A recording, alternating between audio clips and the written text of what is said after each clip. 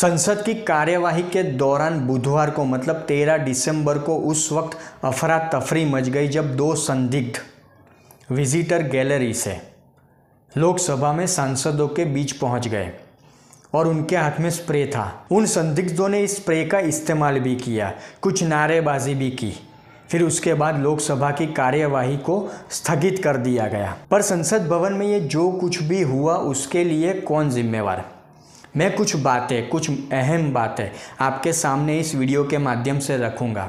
जो राजनीति के जानकार है, जो समझदार व्यक्ति है, जो मेरी बात गौर से सुनेंगे और समझेंगे, उनको समझ में आएगा मेरा ये वीडियो पूरा देखने के बाद कि मैं क्या कहना चाह रहा हूँ और मैं किसके बारे में बात करना चाह रहा हूँ, कौन हो सकता है इसके पीछे।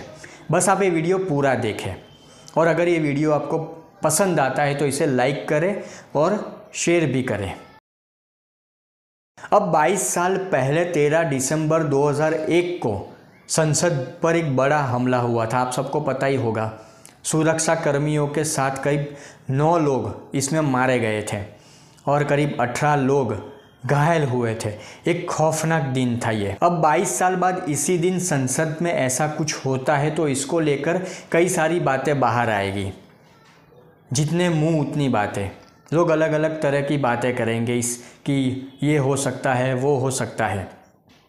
लेकिन कुछ बातें मैं यहाँ पर आपके सामने रखूँगा जो जानना बेहद ज़रूरी है और वीडियो ख़त्म होते होते आपको पता चल जाएगा कि इसके पीछे कौन हो सकता है। अब इस मामले में 4 प्रदर्शनकारियों को गिरफ्तार किया गया है, जिसमें 2 लोग अंदर थे जो संदिग्ध सांसदों के बीच पहुंच गए और 2 लोग बाहर थे जो नारेबाजी कर रहे थे। अब जो मैं कहने जा रहा हूं वो अब ध्यान से सुने कि प्रदर्शन करने वाले ये लोग और उनकी नारेबाजी क्या थी। उनकी नारेबाजी क्या थी वो अब ध्यान से सुने।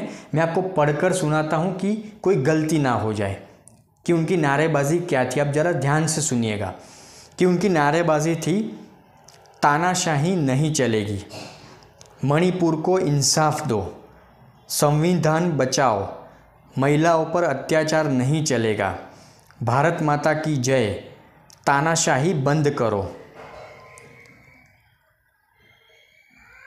काला कानून नहीं चलेगा, गुंडागर्दी नहीं चलेगी।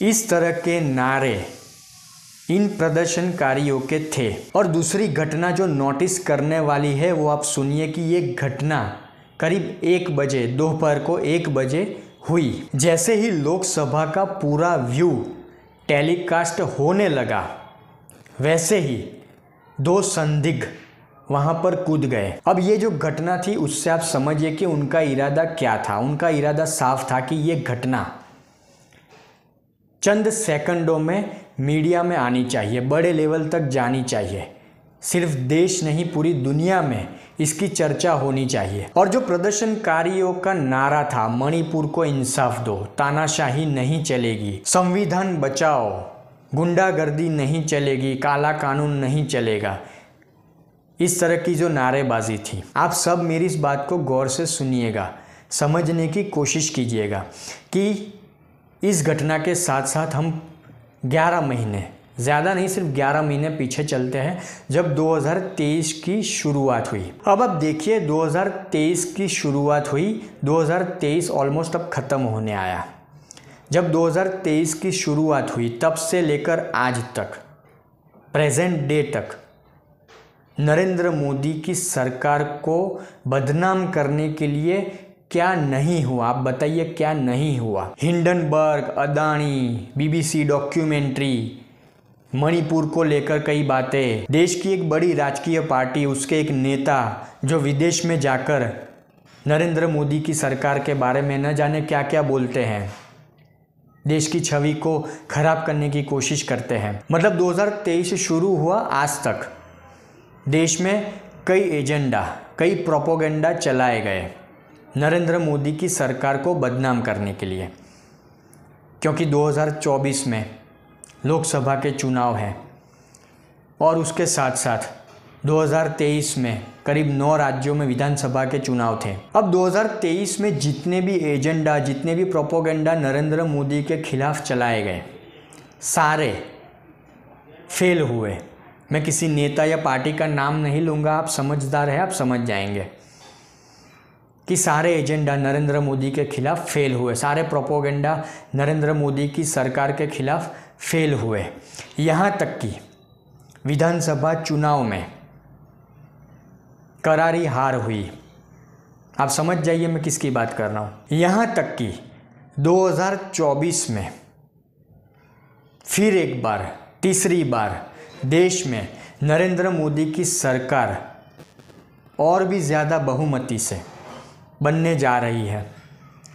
ऐसा कोई अनुमान नहीं है, ये पूर्ण रूप से संभव दिखाई दे रहा है। तो सारे एजेंडा फेल, सारे प्रोपोगेंडा फेल, चुनाव में करारी हार, कोई मुद्दा नरेंद्र मोदी को बदनाम करने के लिए काम नहीं आ रहा, नरेंद्र मोदी की सरकार को बदनाम करने के लिए काम नहीं आ रहा।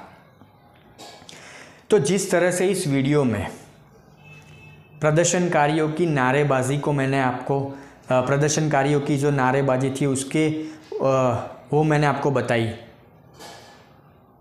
जो एक घटना थी कि 1 बजे संसद की कार्यवाही शुरू हुई, उसका टेलीकास्ट मतलब पूरा व्यू टेलीकास्ट शुरू हुआ, वैसे ही ये घटना हुई। तो इस घटना को आप ध्यान से समझने की कोशिश कीजिए, गौर से समझने की कोशिश कीजिए कि ये कौन हो सकता है, ये करने वाले या ये कराने वाले लोग कौन हो सकते हैं।